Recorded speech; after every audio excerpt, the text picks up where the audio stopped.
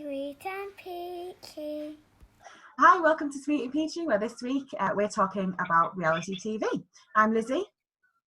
Oh, yes, and I'm Lee from Lee in the Sweet Life and Foodie Book Club. Do you know what? I was waiting for it as well, and I still didn't get it. Third time lucky. Oh, God, I hope so. Cheers. Yes, cheers. So, to start off today's agenda, we're talking about reality TV and why do we watch it? Why do you watch reality TV?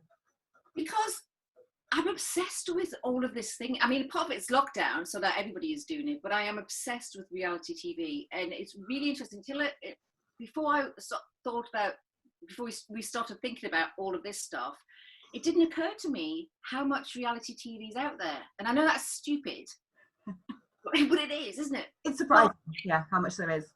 It is, because when you take into account things that I like to watch, Sewing Bee, because I'm old, Sewing Bee and the Porters Artists of the Year and things like that. I didn't even think that was classed as reality TV. Of course it is, isn't it? Yeah. British Bake Off is reality TV. I do quite like that, I have to say. Yeah. More so now that Mez Bears isn't on it, actually. Oh, those two. Oh, okay. Why? What's about them two then? Well, so no, Mary Berry is amazing, but I think actually it's got more of a kind of humour injection now. Right, because it's the guy with the long hair. What's his name? Noel Fielding. Yeah, I love him. He's just so funny. Was that woman short, blonde hair? She's a lady with a funny name, isn't she? Yes, she do it. She's not doing it this time, I don't think, is she? No. See, I've never really watched it. I think I watched the first episode of the first season ever, and then I went, I can't be bothered to do this. And it might have something to do with it, like baking all the I go. So I love the pottery stuff. Have you seen the pottery throwdown?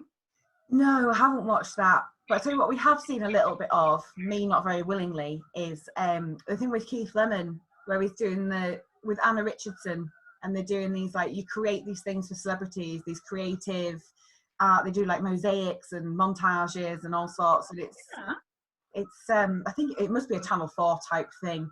Well, in the odd bit, but it's quite good.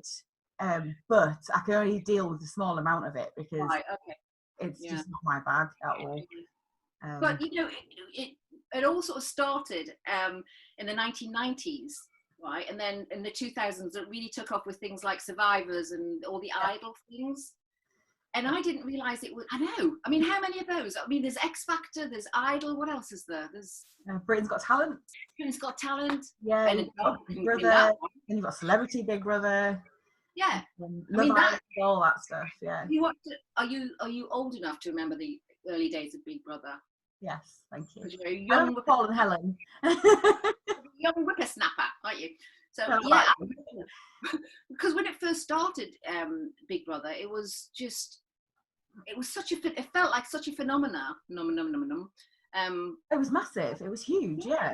It was. It was this big craze. You never before got that access to someone's life, and it's like that. That film that oh God, my brain. Have another drink, B. Where they're watching the setup his whole life. Truman Show. Truman Show. I love that film. Yeah, and it was sort of like that, wasn't it? It's just because it was on every night. Yeah, and it was a much bigger thing, I think, as well. Whereas now it's almost an annoyance. It's become much too dramatic, and whereas it used to genuinely be more of a psychological experiment before. Yeah. Now it's just the entertainment. Yeah. But no, I did really enjoyed it when it first came out because it was. Yeah, I mean, I remember speaking to my sister at the same time it was on, going, "Oh my God!" It was just like this, and it was all in the newspapers the next day and everything. But now it feels like reality stars, and I want to do that again. And I know I'm trying to avoid doing that, but I want to say reality stars are. It seems to be like the. I mean, okay, people went into Big Brother because they wanted to be famous. Yeah. But it's almost like they take their own narrative in now to all these reality things, like because if you don't have it's like I like watching RuPaul's Drag Race, right? I can't deal with that program, but it's a massive thing. It's become a cult thing. It's huge, absolutely huge. Yeah. And he's done so much for that community, LGBT, yeah, definitely, whatever it is, right? All of that, and I think for good. But when I was in the States, I used to watch all of the women of Orange County and housewife things. I know. Again, I had a lot of time on my hands. You've got a better job, Lee. No, oh my god! Right, so I used to just binge watch them. Of course, Gavin used to work away a lot, so I used to just at night time binge watch them. And it started off, which I feel like a lot of the reality shows start off like being okay because it's for a particular reason, and then the people who are in them become famous, believe their own hype, which is right. And again, it's back to this thing with famous for having no talent whatsoever, and almost like the ruder you can, but also like the ruder they are, the more famous they become. Oh, 100%. We had this exact conversation in our house earlier. We're looking for something to watch because it was so hot outside. So we're like, we're just going to go inside for a bit of cool down. And Josh suggested watching that celebrity SAS thing. Which I'll be honest, I was like, oh god, no. He's like, oh, but it's got Joey Essex on it, so it'll be really funny. And I was like, yeah, but he can't even tell the time. And he became famous, obviously, because of Towie. And then he was on I'm a Celebrity. And he, that's when it all came out exactly how thick he really is. Very pretty boy, lovely teeth, although they're his. But yeah, just and again, that's one of those people that has become famous for nothing because he was in this reality show, which was all about having the racehorse tooth look, which was like all the big enamels. I've never watched that ever. Yeah, I saw the odd episode when it first came out, but it's absolutely not. No, they're so vacuous. I just can't be doing it all. And I find parties. I find something about when people are on reality, because I say you should probably gather I like reality shows, right? But when they've got no talent and it's like back to the Kardashians, I think they have no talent, and they make up their own lines, make up their own storylines to keep it running. You know what I mean? They actually have to make up something. It's not even a script. It's just. So, did you ever watch The Hills? No. Tell me what's that? That was very much set in the Hollywood Hills, obviously, and there was characters like Heidi. She got married to Spencer, so she's hit the headlines since then for like all of the plastic surgery she's had. There's a character called Lauren, but in the opening credits, it used to say some scenes created for entertainment purposes, and you just be like, what am I even watching? How is it reality? This is the thing, right? Because reality, but it's a whole genre of things, right? It's supposed to be unscripted. Well, this is what it all started out like. Yeah. And when I look on Wikipedia, which is my goddess, so they could lie to me whatever on Wikipedia. It's supposed to be unscripted. So how can it be reality if they're fiddling with the plot lines? Oh no, this would be watching Coronation Street. Yeah. No, that I only found out the other day that that's still going on. It's like Casualty. Yeah, it's been like 50 odd years, I think now. Yeah, it's like bloody Casualty. Of Dross. Dross, oh my god, I know. But Hollyoaks, for example, how is that still going? What? How is Hollyoaks still going? No, it's not. Yeah. Although I think because of coronavirus and everything, it's only on a couple of nights a week now, and I think that's because of limitations with filming and trying to kind of eke out the episodes they've already got on film. But yeah, I mean, as far as I'm concerned, that could disappear. I liked it when I was about 15. It obviously just generations. You know me, it just absorbs new generations. But I don't know how it can be, if you're scripting it, how it can be a reality TV show. Not at all. Yeah. I mean, like one thing that did come to mind, which I love, and I know you really like it as well, is Come Dine With Me. Because obviously, genre-wise, it's very much reality TV. Yeah. And I love it. I am such for it. Just where last night we did actively search on YouTube for that episode where the guy lost his mind completely when he lost. When he's literally like, "Get off my property!" He's howling. We were laughing so much. But that, I love it, and I love Dave Lamb. He's so funny. Have you done a come down with yourself with the kids and that? We haven't. Ruby would love to. Because, like, he's ever come down with my children.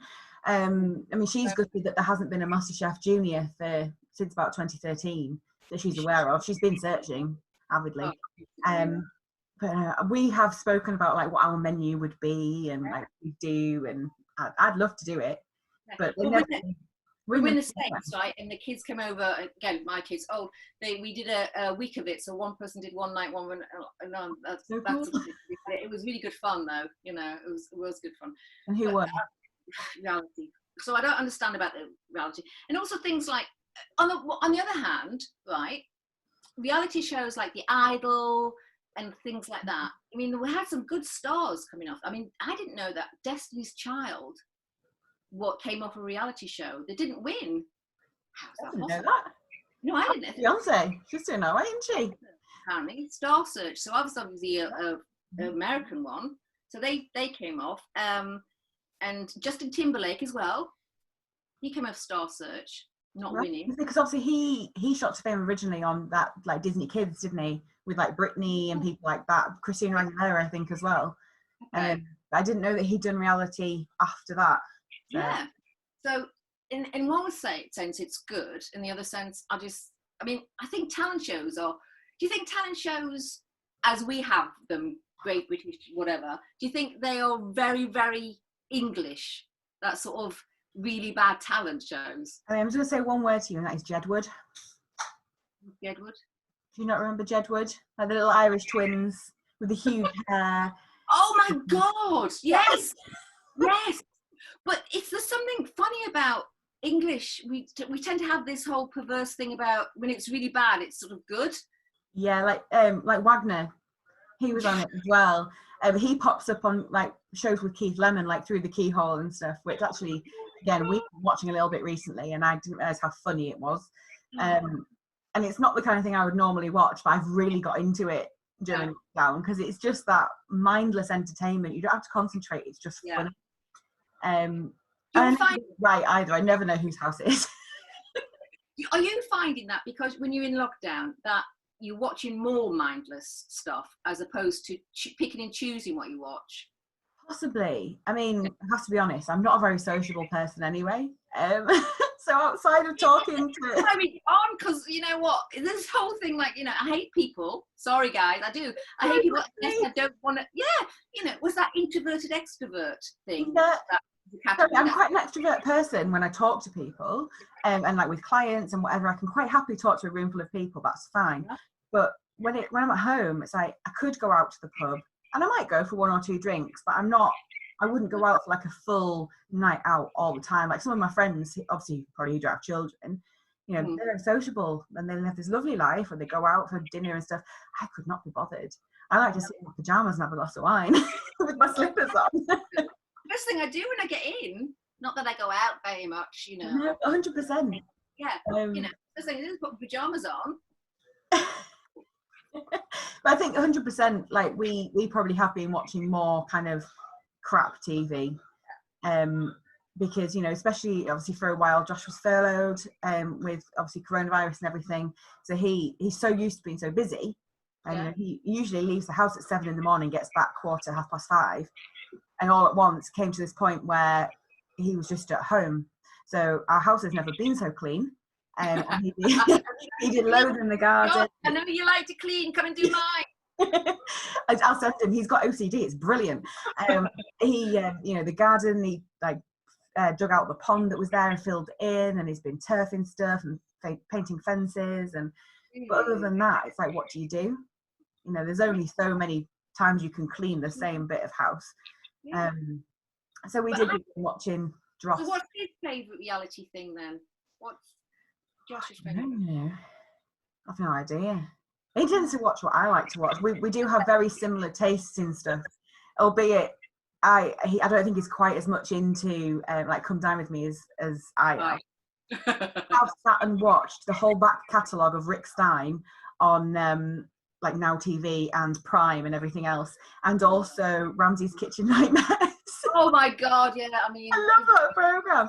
But we literally sat there like, oh my God. It's so good. When he goes to the fridge and he's like, what was this? That was chicken. Oh, no. It's clean. Oh God, it's sometimes you just look at those things and why would you even, I mean, again, I was doing some research for this, right? As you know, sadly. And even that, which is supposed to be reality, is not reality. You know, they all know about. Oh yeah, they all definitely. go in with the agenda, and I know the agenda is to clean it up and make a business, but they all go in with other agendas. You know, and they're sort of like it's set up. They know what's happening. All those tasks they get them to do, they know what's happening, and they know, you know. So they still mess it up. yeah, it still mess up. But can I just ask you a question, picking your brain with your thingy, right? With your guru PR marketing digital fabulousness. Okay, so because reality TV is so popular, right?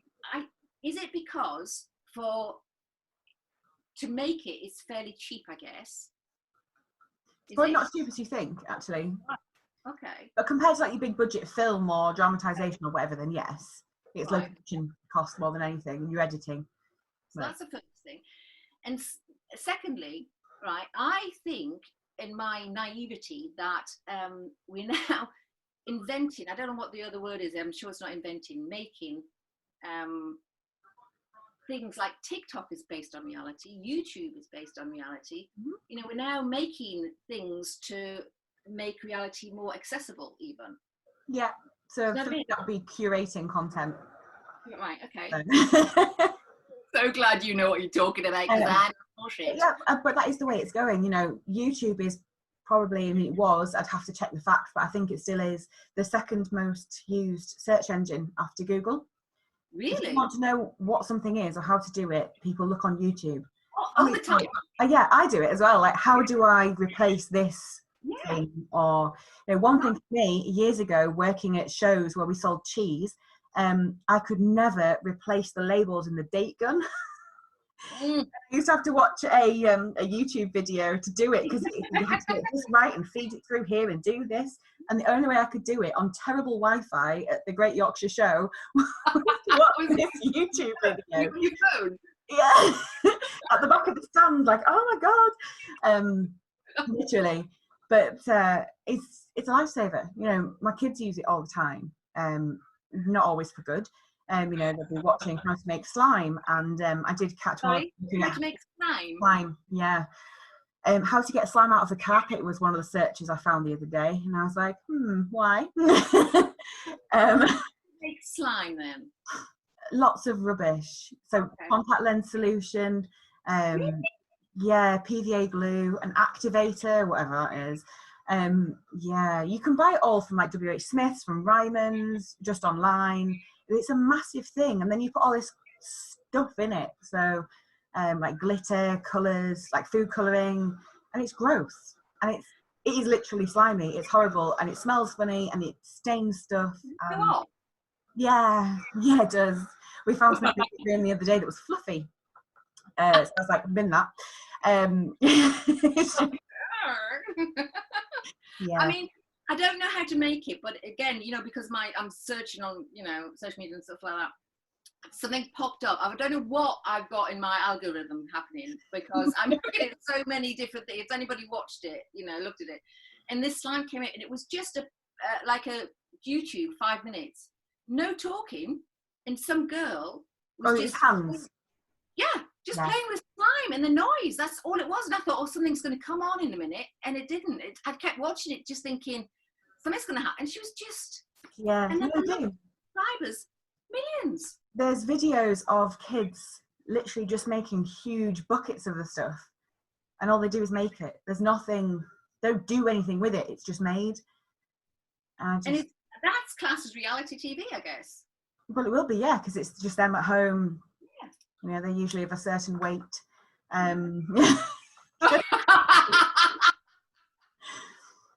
Hey, but there's a lot of money to be made off it. There's kids that have made like hundreds of thousands of dollars by doing these videos and then selling slime that they make. And it's like, I've missed a trick. The top YouTubers, right? There's this guy called Tweety Pie. Yeah. Tweety Pie, right? He's the top YouTuber, and he has millions of followers. I mean, millions of subscribers. And you know, nothing. It's just a reality. I mean, like the gamers, you know, the guys who sit there playing games. So you don't even see the game, you just see them. Fortnite and stuff, and all the reaction stuff. Yeah, it's massive. Reactions to it, you know.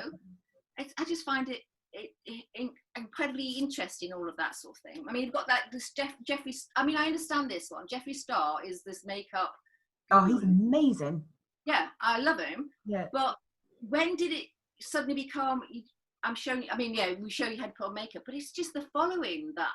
Yeah, you know, and that's become a much more of a cult thing. You know, and then you get those endorsements as well. So there'll be like the makeup range, and there will be. You know, there will later probably be a fashion line if there isn't one already, and all those kinds of things. It becomes a much bigger thing. Because when we get 2,000, we can earn money, can't we? 1,000 subscribers. Please subscribe, guys. Yes. I don't know what I'm doing that for. When I watch YouTube, they're always going, subscribe, press the button. I'll try and make sure the button's underneath. But yeah, but there's so many different types. You're right, and there is very much. You've been spitting wine everywhere now. Just like the camera. God. But yeah, so there's loads of different genres. You're right. You've got like your instructional stuff. You've got the God knows what it is, like Made in Chelsea, Towie, Geordie Shore, all that stuff. But they're all making so much money, and they're making other stuff that comes off the back of it. And you know the some of the stuff I've been reading, like, you know, for the like things like, and again, I didn't watch Geordie Shore because it's down the road, and I just thought, you know. And you're also part Geordie, so you're also part Geordie. I am actually. Yeah. You can tell, can't you, by my thick Geordie accent? Yeah, my mum's a Geordie. Wallsend girl, me. I'm proper Geordie. Like, you know, in Wallsend. Oh, people are going to hate me again on it. Wallsend, you know, how many kids with a stroller? Then they've got white t-shirt with the fags up there. You know, or are they going to love me? I'm going to get hate mail. All right, we're not sending your address out this time. I know. But yeah, but it's people are some of these people who have been on reality TV and are famous. When they stop being famous, it's like they try so hard to be famous again. You know, that whole thing. Who was it? Was it Warhol who said 15 minutes of fame or whatever? Some guy, Andy Warhol, said that everybody has 15 minutes of fame. Right. It's probably true, to be fair. Yeah.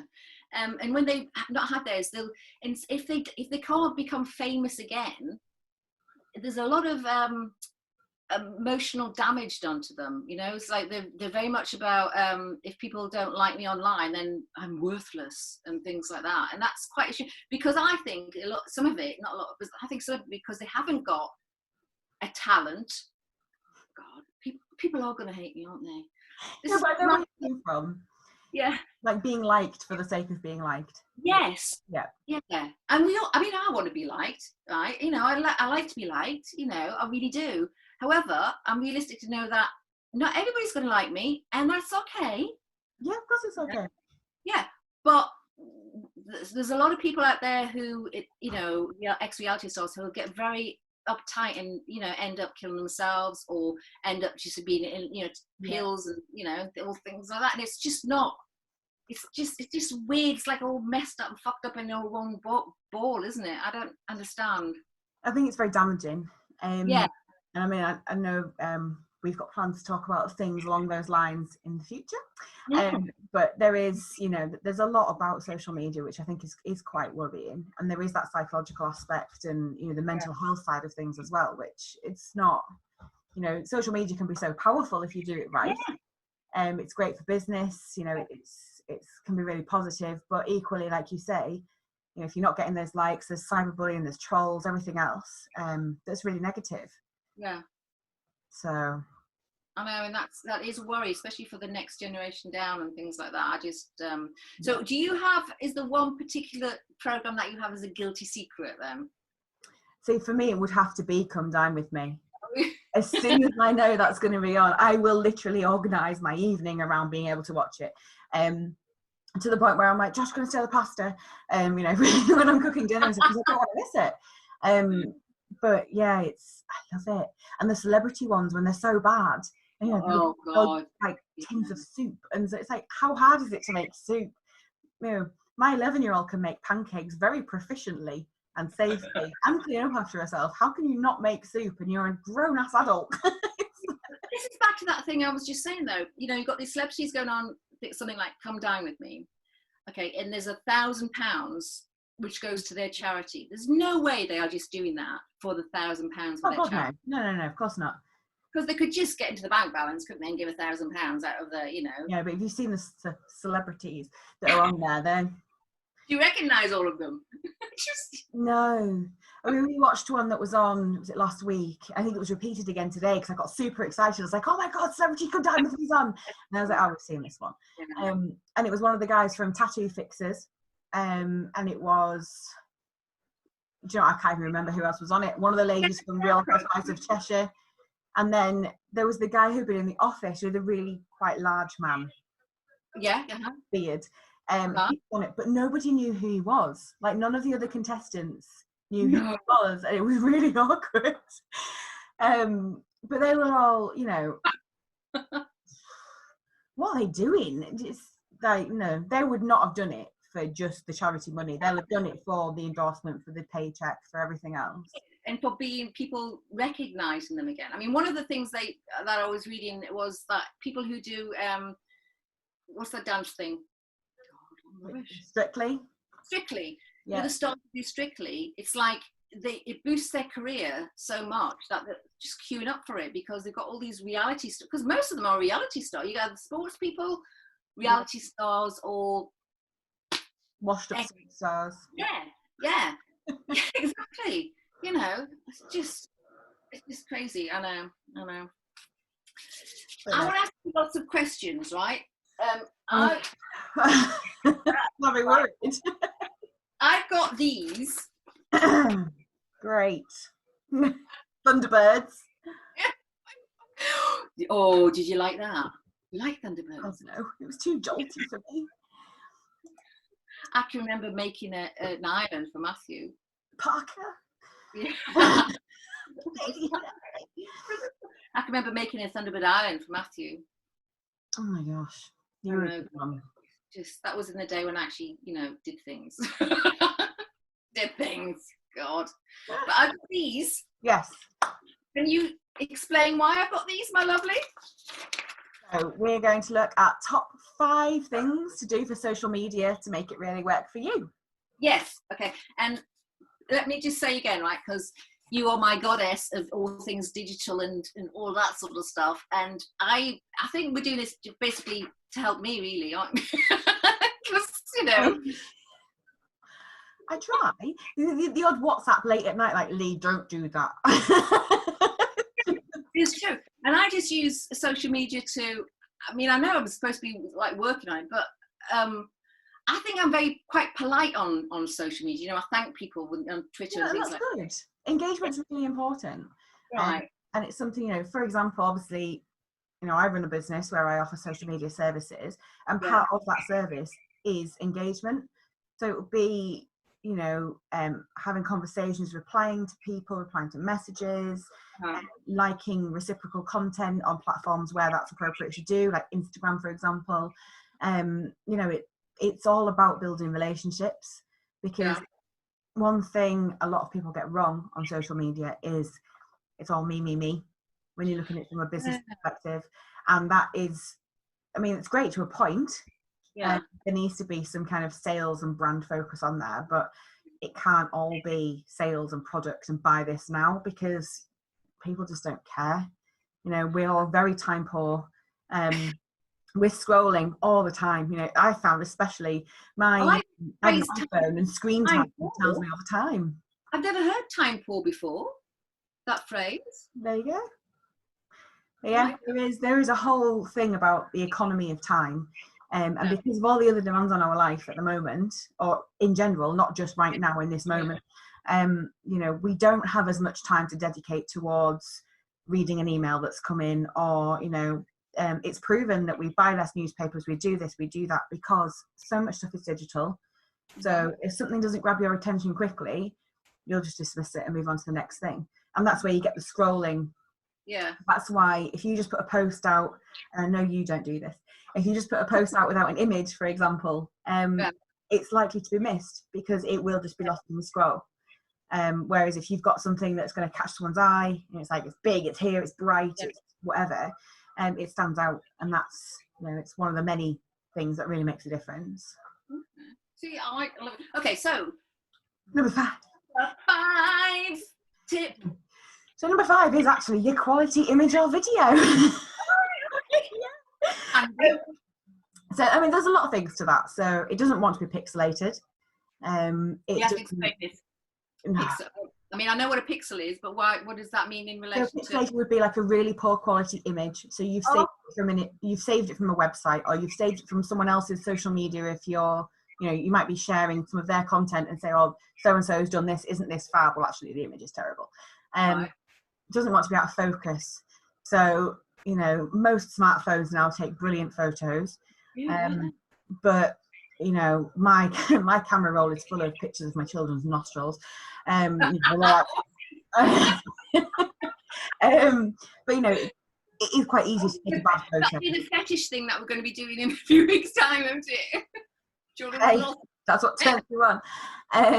But you know, and there's things like jumpy videos, and you know, there's so much you can do to improve images quite easily using various apps and the filters that come within them. I mean, Canva, for example, I use that for a lot of time.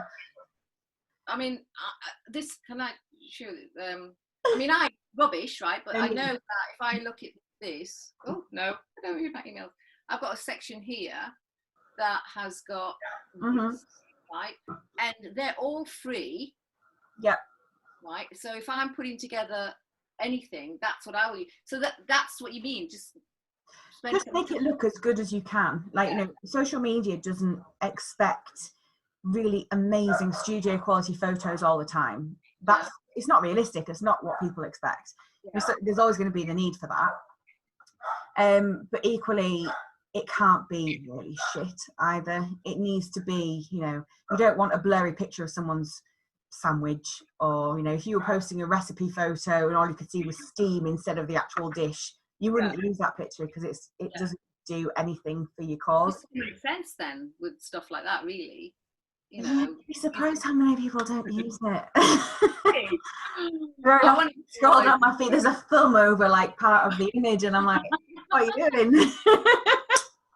That's why you're good at what you're doing, you know. I like to think it's obvious, but hey, it's not to everyone. This is the problem, is it? I mean, to you it's obvious because you know. To me, I mean, I'm asking these questions because I want to know, and I like to learn things. But when you know something, it's really obvious. Yeah. You know. And I do it day in, day out for lots of people. So. Yeah. So number 4. So number 4 is another pretty obvious in my mind thing. But again, I know it doesn't come to everyone really easily, and that's proofing. So, and I know I've had a couple of conversations with you about this.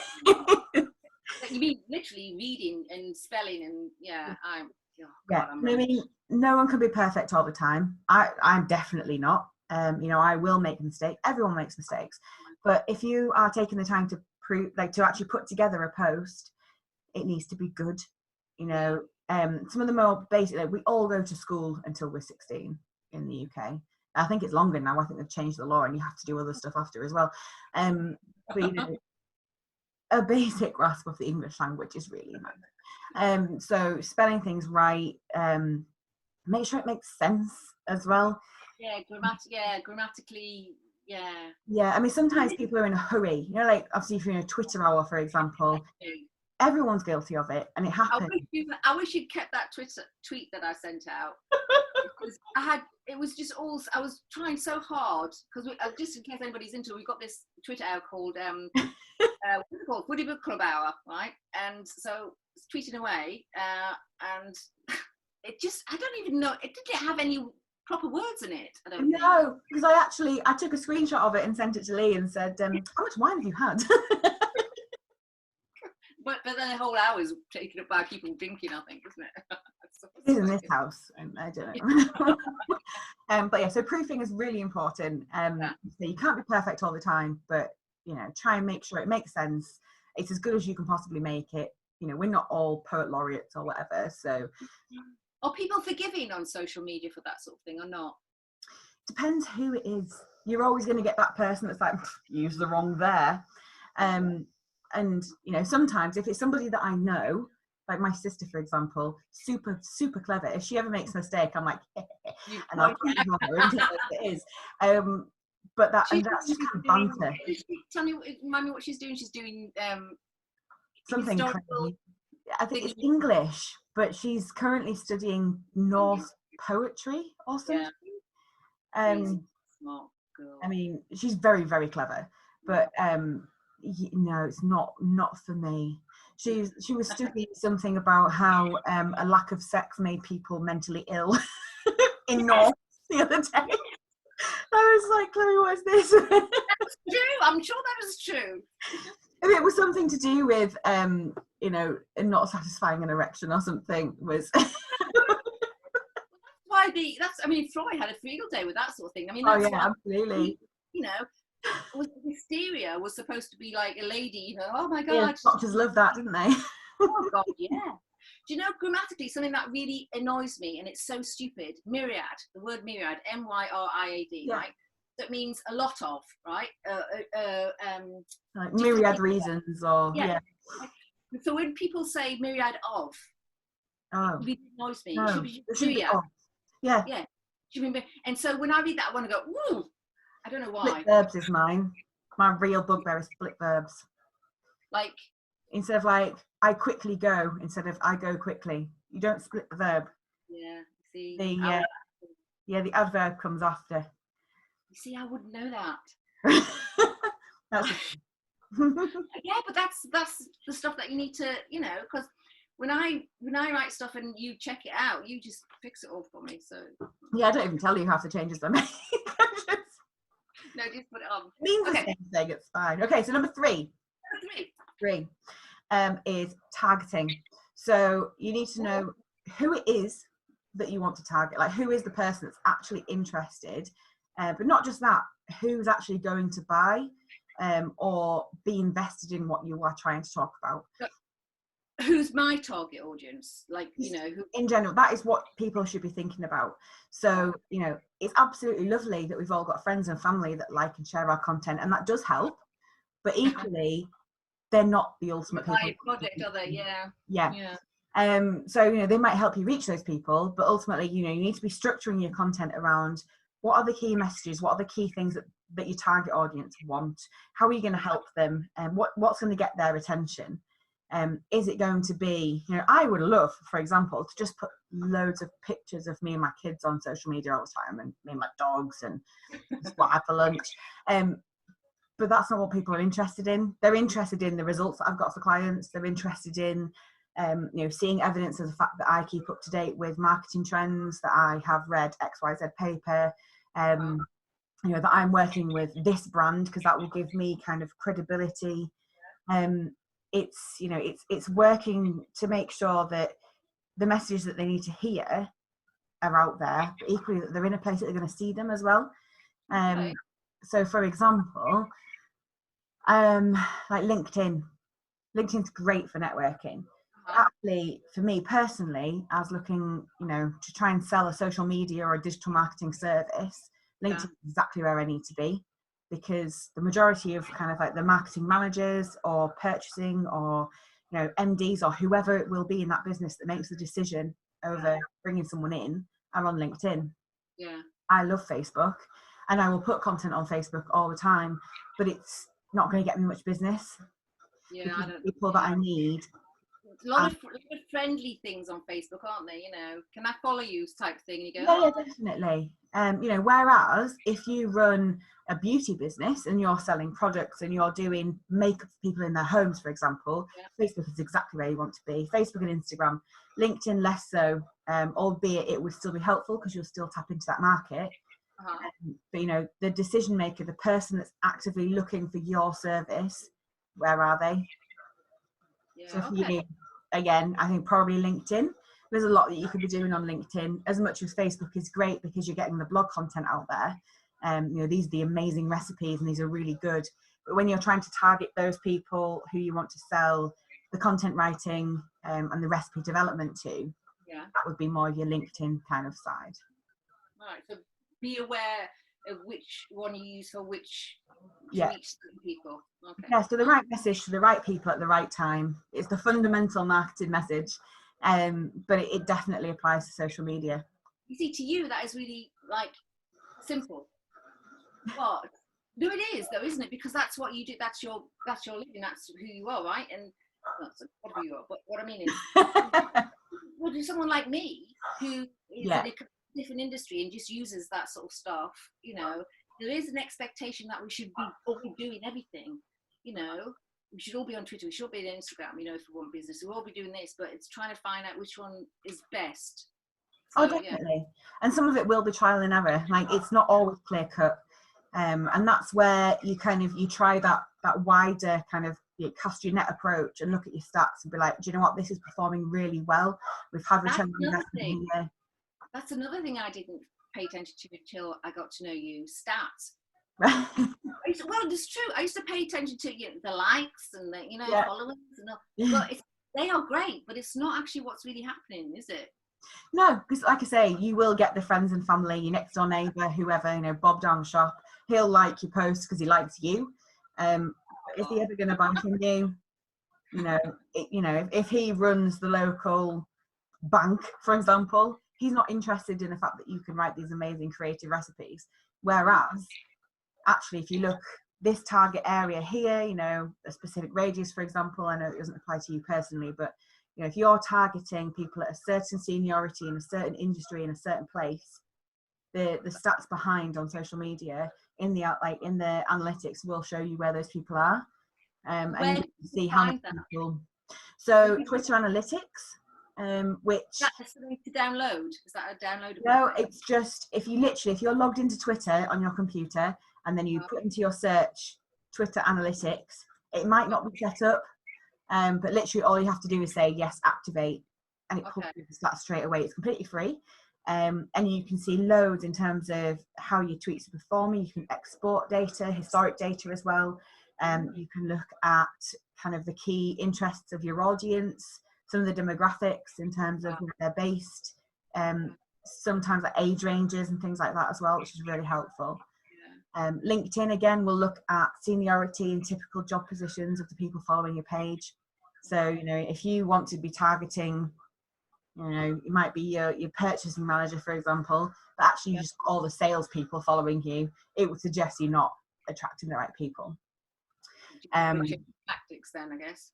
Yeah, but it'd be looking at what kind of content do those people want and how can you deliver that. And it might mean that you need to do some kind of paid campaign to physically target those people, to try and bring them on board, like that pull marketing. But you know, there's loads of ways around it, and it's important as well to not discount the fact that some of those people, while they might not be your target audience, are really useful because from that social amplification point of view. So having all your staff following you is brilliant because they can like and share and promote your content. I mean, obviously, I know you don't have a team of like 500 people. It'd be nice if you did, but it's one of the first things that I say to people is get your staff to follow, to like, and to share and to comment on your content because it starts to present it to so many more people.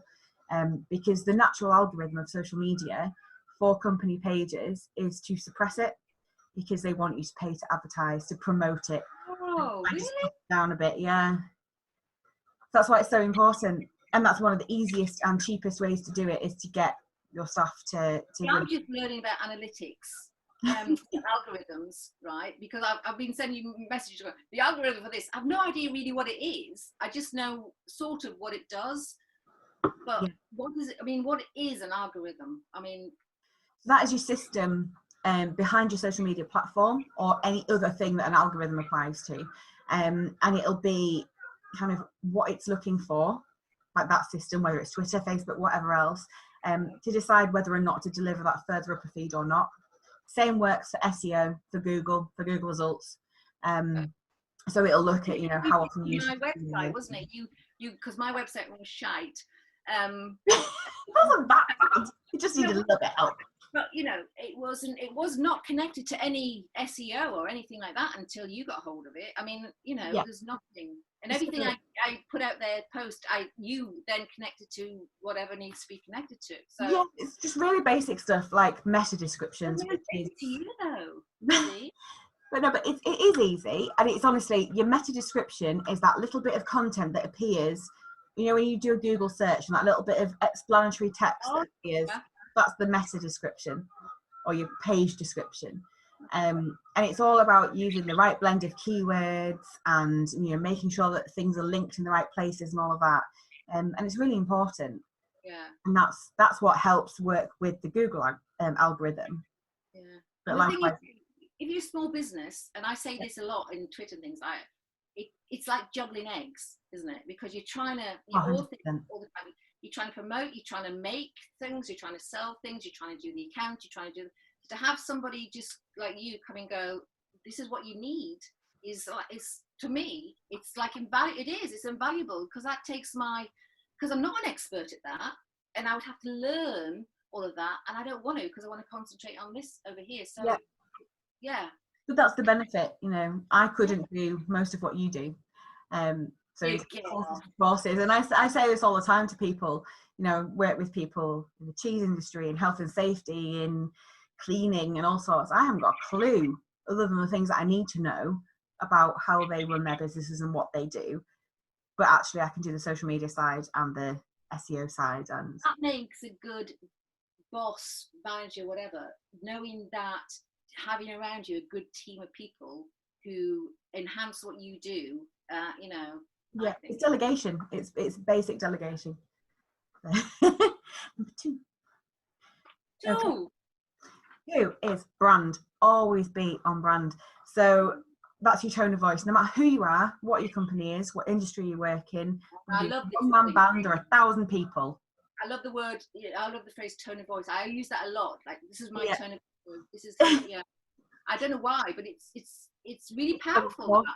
It's massive because, you know, BBC News, for example, wouldn't suddenly start having loads of banter online with someone. It's not their brand. Good, wouldn't it? And equally, you know, a really good example is Boohoo, the fashion brand. You know, they have so much chitter chatter all the time, and it's like, "Hey, hun, how you doing?" And they'll use all like the emojis, and they'll do this, they'll do that. You will never see something super corporate. You know, even when obviously there was the bombing in Manchester, and they did a massive fundraising campaign with the t-shirts to raise money because they're based in Manchester. But even that was very much, it was written as it was spoken. So it wasn't this whole press release, very formal. It was, you know, this is awful, so we're doing this to support.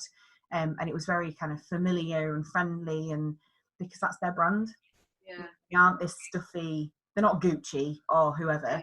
They are very much. When you've got a big business, that's that. When you've got a small business, do you think you should be as real as possible?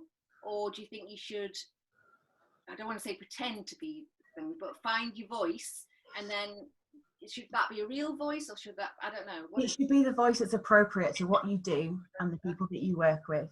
So, you know, I think a great way of explaining it is, if you are like haute couture fashion brand, you will have people working for you who have come from a very impoverished background, perhaps. You know, they might have come through a specific scheme, or they've just worked really hard and done well.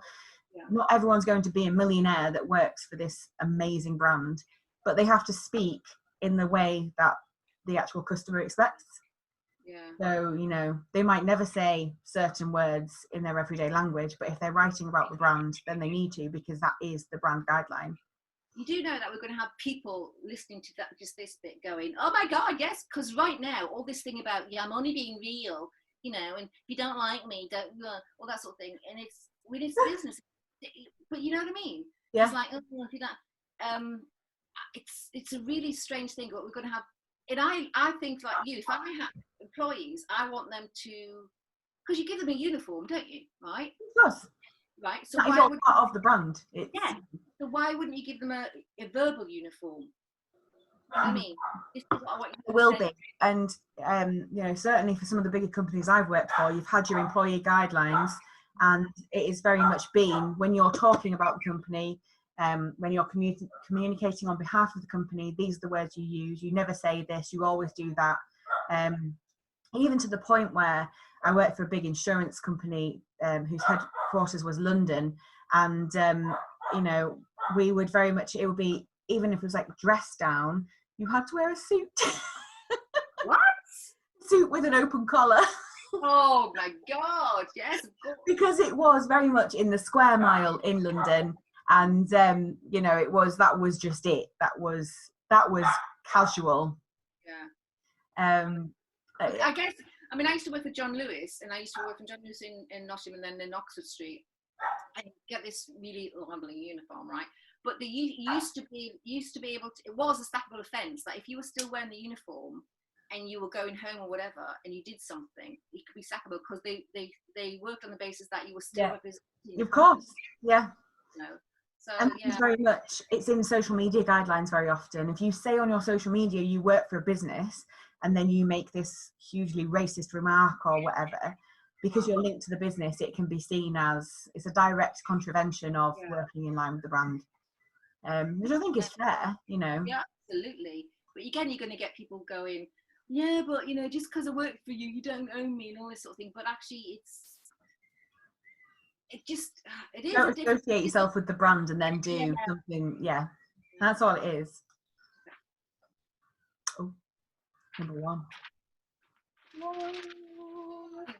So number one, and this harks back to something that I said before, which is very much personality. So social media, organic social media, is very much something I refer to as a selling while not selling tool. Just remember the organic, because I want you to explain organic and non-organic. Okay. So you know, you very much talk about who you are, what you stand for, how you can help. You'll talk about products and services because naturally that comes up, but it should not all be buy this, buy that, buy this, buy that. It should be, here's the people behind the scenes. You know, this is what we stand for. This is us doing what we say we stand for in practice. So we say we stand for local charity. Here's us working in the local soup kitchen. Here's us donating X, Y, Z. All that kind of stuff that shows you, like, I refer to it as like the VIP access to the heart and soul of your brand.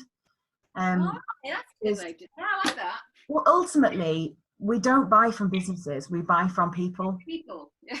So if there's no personality, if it's just this big corporate, woo, look at us, we sell this widget, and you know, people aren't interested at all. But actually, you know, you're selling something and you're really passionate about your local area, so you go and invest your time in working with the homeless, in cleaning up local parks, in doing whatever.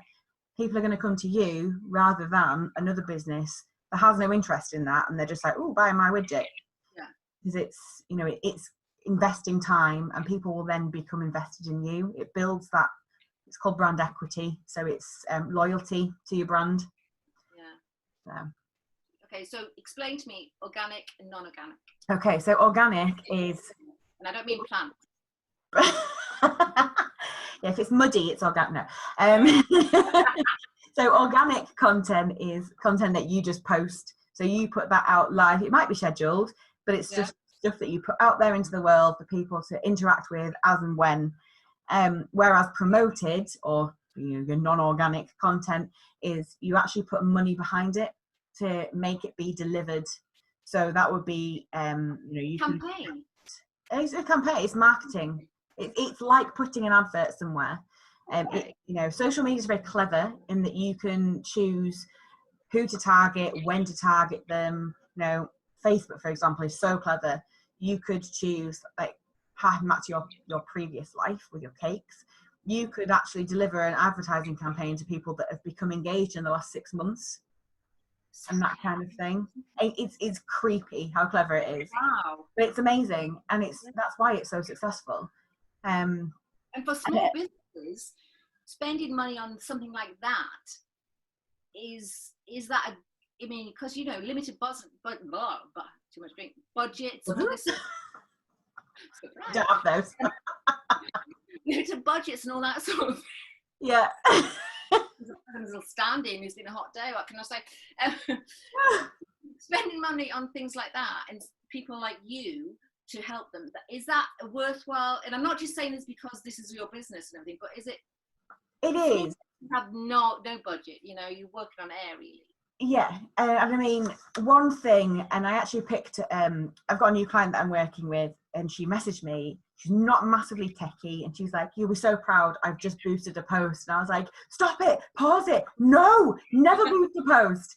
Because it is literally like setting fire to your money. Booted on Facebook. So if you post something, there'll be a button on the bottom right hand corner that says boost post, and you can, it just delivers it more, where it's not actually targeted. A proper Facebook advertising campaign does not appear on your page. It will only appear to the people that it's meant to appear to. Yeah. And it's really hard to wrap your head around that, but it's a massive difference between whether or not your money is being wisely spent or if it's just, stickering loads of lampposts, for example. So if you've got a small business, right, and you want to boost a post to a targeted audience on whatever social media, is it worth taking advice on? 100%.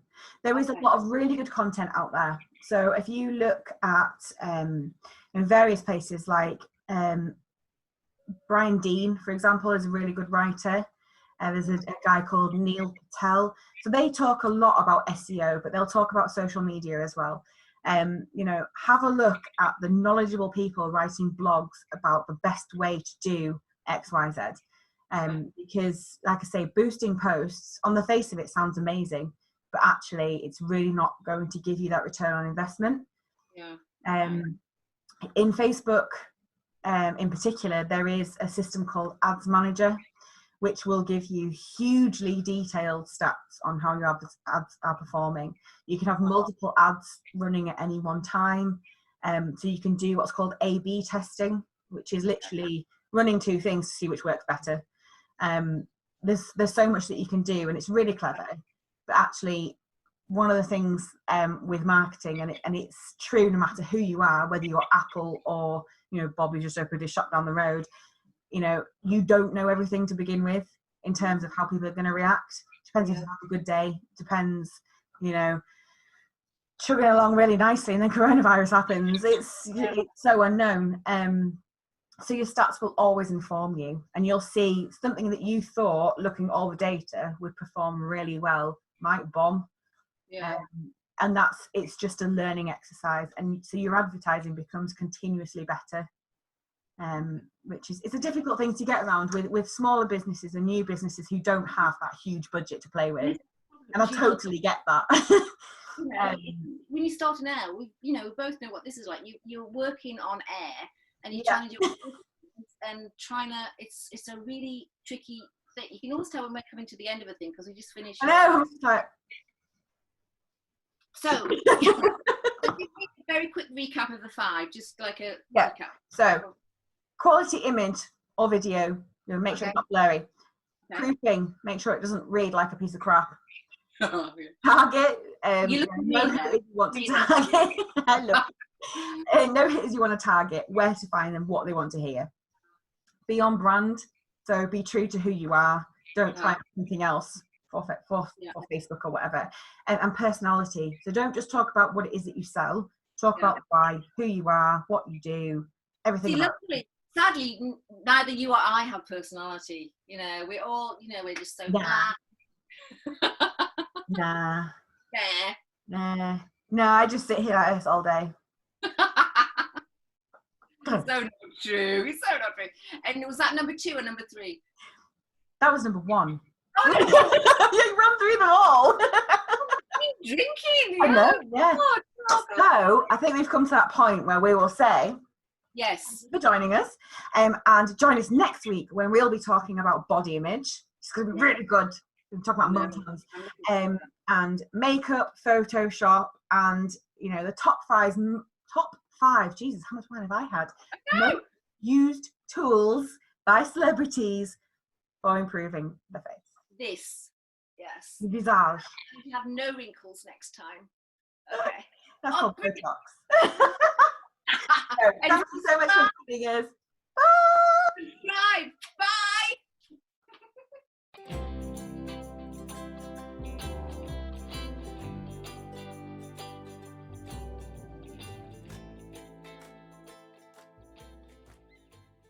Sweet and peachy.